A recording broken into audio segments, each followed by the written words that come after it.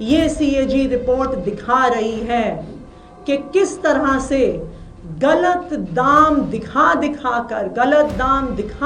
कर देश भर से ज्यादा कॉस्ट प्राइस दिखा कर शराब के ठेकेदारों ने गलत तरीके से मुनाफा कमाया। इस पॉलिसी की वजह से लगातार स्मगलिंग होके दारू शराब दिल्ली में आ रही थी। कहां से आ रही थी? उत्तर प्रदेश से आ रही थी। सीएजी की रिपोर्ट ने इस बात को साबित कर दिया है कि आम आदमी पार्टी की सरकार ने ओल्ड एक्साइज पॉलिसी को हटाकर सही फैसला लिया। तो ये 2000 करोड़ कम रहने के पीछे किसका हाथ है? क्योंकि ये इम्प्लीमेंटेशन रोकने के पीछे 3 लोग जिम्मेदार हैं। क्या भारतीय जनता पार्टी ये सोचती है कि प्रधानमंत्री नरेंद्र मोदी जी बाबा साहब अंबेडकर से बड़े हैं? भारतीय जनता पार्टी बाबा साहब भीमराव अंबेडकर से नफरत करती है। जैसे ही वो सरकार में आए, उन्होंने सबसे पहले बाबा साहब भीमराव अंबेडकर की तस्वीर मुख्यमंत्री कार्यालय से, मंत्रियों के कार्यालय से हटाकर वहां पे प्रधानमंत्री नरेंद्र मोदी जी की तस्वीर लगा दी।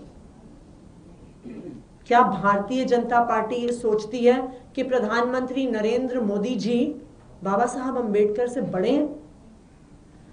आज सदन में जब आम आदमी पार्टी ने बाबा साहब भीमराव अंबेडकर के नारे लगाए तो हमें सदन से निकाल के बाहर फेंक दिया गया।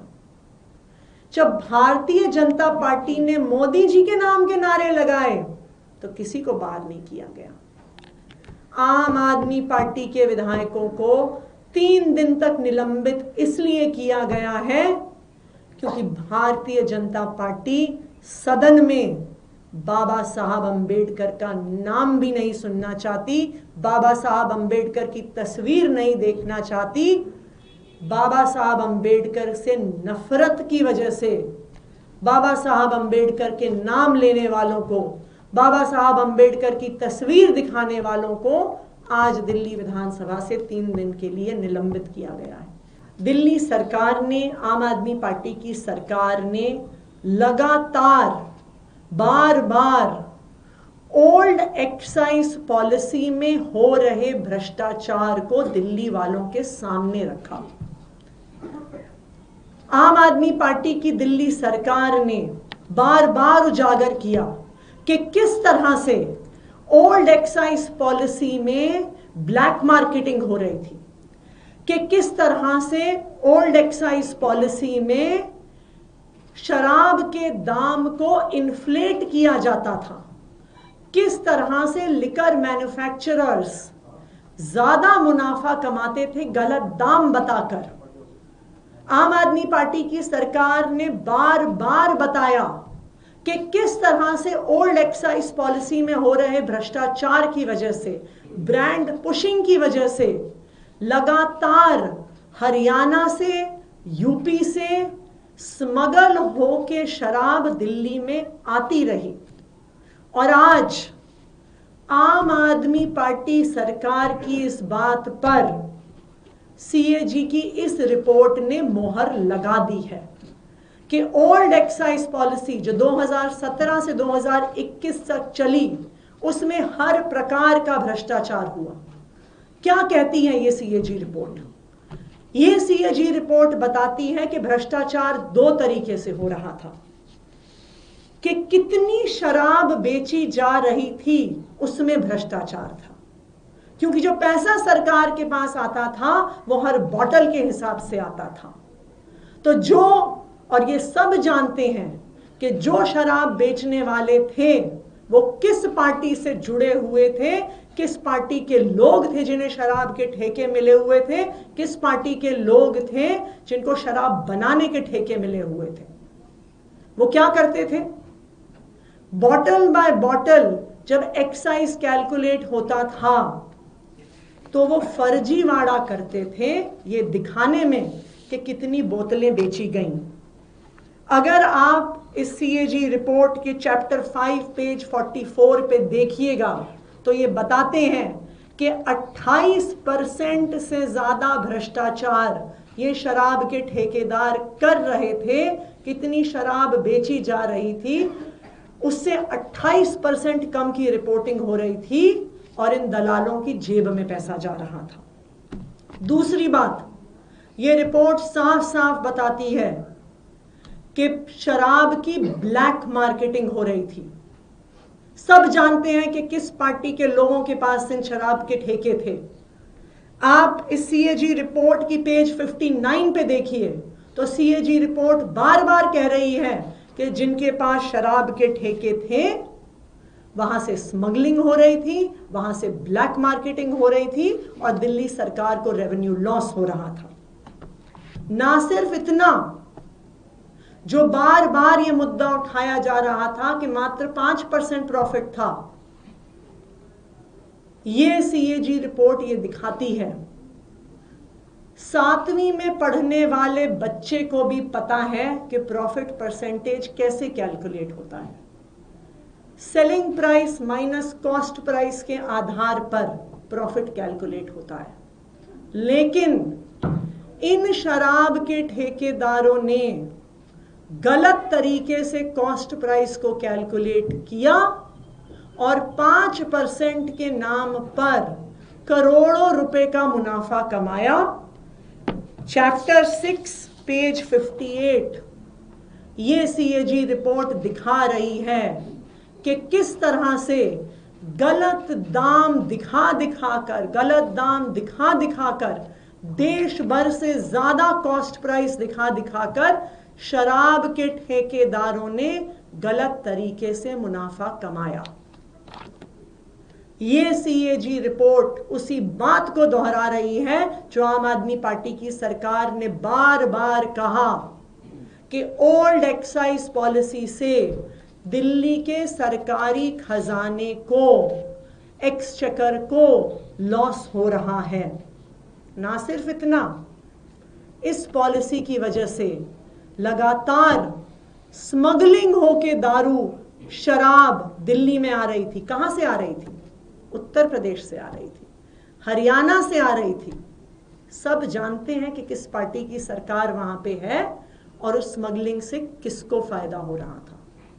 तो आज सीएजी की रिपोर्ट ने इस बात को साबित कर दिया है कि आम आदमी पार्टी की सरकार ने ओल्ड एक्साइज पॉलिसी को हटाकर सही फैसला लिया। सीएजी रिपोर्ट बताती है कि जो नई एक्साइज पॉलिसी थी,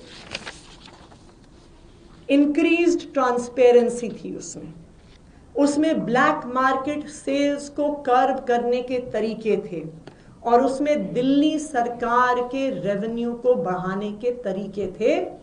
ये मैं नहीं कह रही हूं, आज मैं तो कई सालों से कह रही हूं, लेकिन आज सीएजी रिपोर्ट बता रही है अपने 8वें चैप्टर में कि जो न्यू एक्साइज पॉलिसी 2021 में दिल्ली सरकार, आम आदमी पार्टी की सरकार लेके आई, उस एक्साइज पॉलिसी के माध्यम से दिल्ली सरकार का खजाना बढ़ना चाहिए था। उस पॉलिसी में ट्रांसपेरेंसी थी, उस पॉलिसी में स्मगलिंग रोकने के तरीके थे, उस पॉलिसी में ब्लैक मार्केटिंग रोकने के तरीके थे। और जैसा हमने देखा, यही पॉलिसी पंजाब में इंप्लीमेंट हुई और जब पंजाब में 2022 में ये पॉलिसी इंप्लीमेंट हुई तो हम देख सकते हैं 2021-22 में पंजाब का एक्साइज रेवेन्यू 6,158 करोड़ था, जो नई एक्साइज पॉलिसी के आने से मात्र एक साल में बढ़कर 8,841 करोड़ पर पहुंच गया।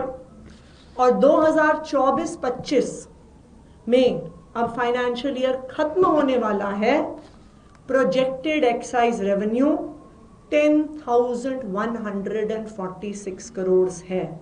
यानी 2021 से 2025 में इस न्यू एक्साइज पॉलिसी से, जो ट्रांसपेरेंट है, जो स्मगलिंग रोकती है, जो ब्लैक मार्केटिंग रोकती है, उसमें पंजाब में 65% इंक्रीज इन रेवेन्यू हुआ है।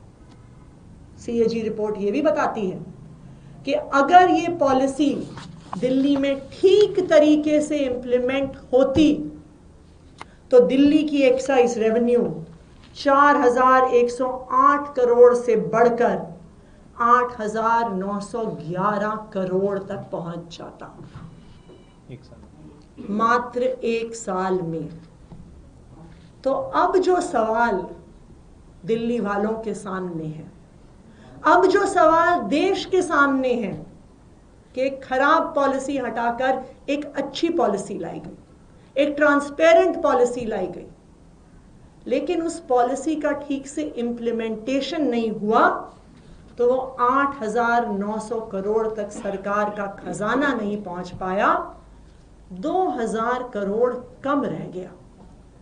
तो ये 2,000 करोड़ कम रहने के पीछे किसका हाथ है? किसने रोकी इस पॉलिसी की इम्प्लीमेंटेशन? किसने ये 2,000 करोड़ का सरकारी खजाना बढ़ने से रोका? इस सीएजी रिपोर्ट के आधार पर उस पर इन्वेस्टिगेशन होना जरूरी है और मैं उम्मीद करती हूं कि उस पर इन्वेस्टिगेशन होगा, क्योंकि ये इम्प्लीमेंटेशन रोकने के पीछे 3 लोग जिम्मेदार हैं। सबसे पहले भारतीय जनता पार्टी के लेफ्टिनेंट गवर्नर सबसे पहले कसूरवार, जिन्होंने न्यू एक्साइज पॉलिसी इंप्लीमेंट नहीं होने दी, बीच में रोड़े अटकाए, उस पॉलिसी को जमीनी स्तर पर नहीं उतरने दिया। कसूरवार number 2 central bureau of investigation, जिसने इस पॉलिसी का 1 साल पूरा होने से पहले इस पॉलिसी के आधार पर एफआईआर करी। कसूरवार नंबर 3 इन्फोर्समेंट डायरेक्टोरेट, जिन्होंने इस पॉलिसी खत्म होने के 1 साल पहले ही इस पॉलिसी पर ईसीआईआर करी। एलजी साहब की रोक टोक के बाद, सीबीआई की एफआईआर के बाद, ईडी की ईसीआईआर के बाद किसी भी अफसर की हिम्मत नहीं थी कि इस पॉलिसी पे फिर से साइन कर दें, और वो पॉलिसी जो 8,900 करोड़ रुपए प्रति वर्ष ला सकती थी, आज सीएजी की रिपोर्ट ये बता रही है कि उस पॉलिसी को ठीक से इंप्लीमेंट नहीं किया गया। तो आज हमारी ये मांग है कि भारतीय जनता पार्टी के एलजी साहब, भारतीय जनता पार्टी की सीबीआई और भारतीय जनता पार्टी की इन्फोर्समेंट डायरेक्टोरेट पे इन्वेस्टिगेशन हो। इस सीएजी रिपोर्ट के आधार पर इन्वेस्टिगेशन हो कि पता तो चले कि आखिरकार क्यों इस पॉलिसी को रोका गया, क्यों 2,000 करोड़ का लॉस टू एक्सचेकर दिल्ली सरकार को करवाया गया। इस पर इन्वेस्टिगेशन होनी चाहिए और इस पर एफआईआर होनी चाहिए।